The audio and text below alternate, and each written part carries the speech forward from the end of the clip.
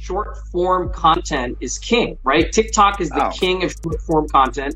And the cool thing about it is now YouTube and Facebook and now Twitter, they're going to be competing for eyeballs in the same way that TikTok is. So they're like, dude, we need to push YouTube Shorts. So YouTube has invested millions of dollars to push YouTube Shorts, which is now allowing you to do viral content marketing. So if you can have 10 good YouTube Shorts, 10 minutes, 20 minutes tops, you're king, right? And everybody's competing to get the user's attention, and they want to be the platform for short form content. So I agree. I think the moral of the story going into 2023 is short form content is king.